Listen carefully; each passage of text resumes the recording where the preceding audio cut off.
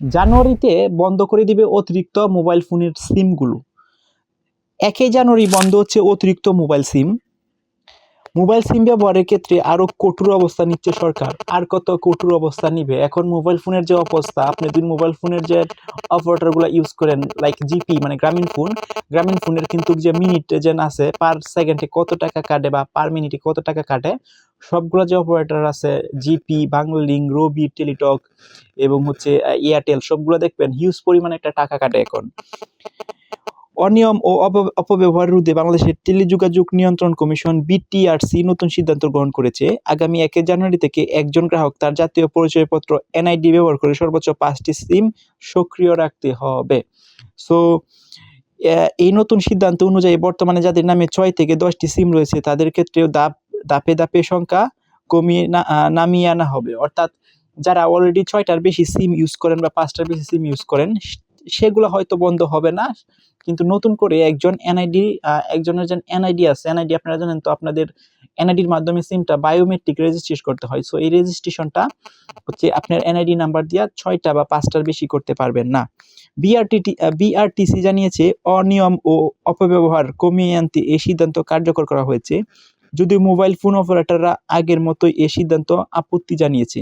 অর্থাৎ মোবাইল ফোনের অপারেটর যারা আছে তারা আপত্তি জানাবে। যেমন ধরুন জিপি কোম্পানি চায়, মানে গ্রামীণ ফোন চায় যে তাদের সিম সবাই ব্যবহার করুক, আবার বাংলালিংক চায় বাংলালিংকের সিম সবাই ব্যবহার করুক, আবার এয়ারটেল চায় এয়ারটেলের সিম, মানে যার যে অপারেটর আছে সবাই চায় যেন বেশি বেশি সিম ইউজ করুক। কিন্তু যেহেতু বিআরটিসি এখানে একটা লিমিটেশন নিয়ে আসছে, সেহেতু যে মোবাইল অপারেটরগুলো আছে তারা রাজি হবে না, এটাই স্বাভাবিক। বর্তমান বিশ্বের সিম ব্যবহারের দিক থেকে বাংলাদেশের অবস্থান নবম। এই তালিকায় বাংলাদেশের চেয়ে পিছিয়ে রয়েছে Australia, Canada, Japan, Germany, France, যুক্তরাজ্য, দক্ষিণ কোরিয়া, থাইল্যান্ড, ভিয়েতনামের মতো দেশগুলো।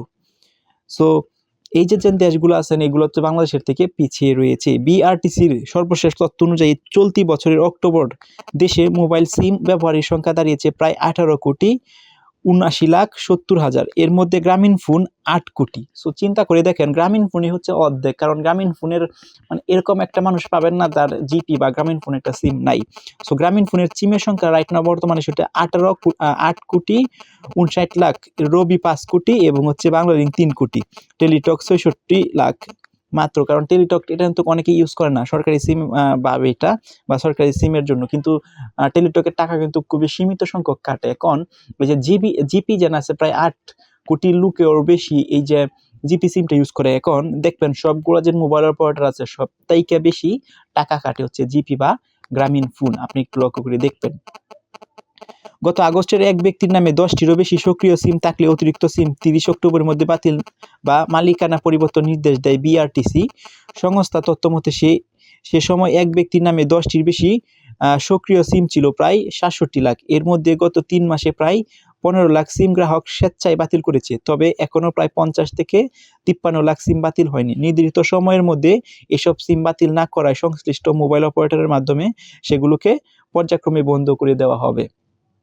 এখন একজনের নামে যেন সর্বোচ্চ 5টা বা 6টা সিম রেজিস্ট্রেশন করতে পারবে, এই যে নতুন একটা নিয়ম আসতেছে বিআরটিসি থেকে, সেই নিয়মটা আপনাদের কাছে কি মনে হয় কমেন্ট করে জানান।